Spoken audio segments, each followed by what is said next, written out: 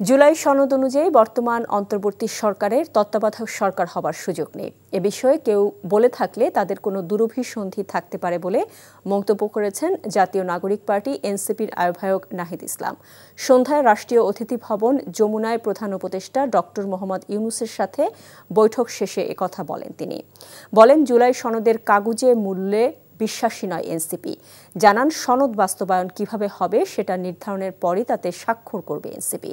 আরও বলেন, উপদেষ্টা পরিষদের মধ্যে যাদের বিরুদ্ধে অদক্ষতা, দুর্নীতি ও পক্ষপাতের অভিযোগ রয়েছে তাদের বিরুদ্ধে ব্যবস্থা নেওয়ার দাবি জানিয়েছেন তারা। বর্তমান নির্বাচন কমিশনের আচরণ নিয়ে উদ্বেগ জানিয়ে একে পুনর্গঠনের দাবিও করেন তারা। এছাড়া গুমের অভিযোগে অভিযুক্ত সেনা সদস্যদের ট্রাইব্যুনালে হাজির করায় স্বাগত জানান নাহিদ ইসলাম।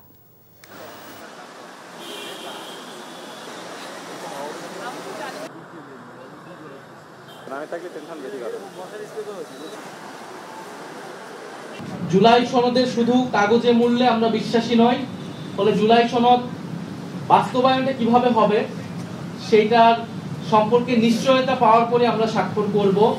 সেক্ষেত্রে জুলাই সনদ আমরা একটি সাংবিধানিক আদেশের কথা বলছি, যে আদেশটা ডক্টর মোহাম্মদ ইউনূস প্রধান হিসেবে উনি জারি করবেন। কারণ জুলাই গণ অভ্যুত্থানে জনগণের যে সার্বভৌম ক্ষমতা, সেটার একমাত্র বৈধতা ডক্টর মোহাম্মদ ইউনূসেরই আছে, সেটা প্রেসিডেন্ট চুপ্পুর নাই। বান্ডেল থাকলে প্রতি সেনমানিতে টাকা বাঁচবে। বিকাশ সেনমানি বান্ডেল কিনে জিতুন প্রতি লেনদেনে।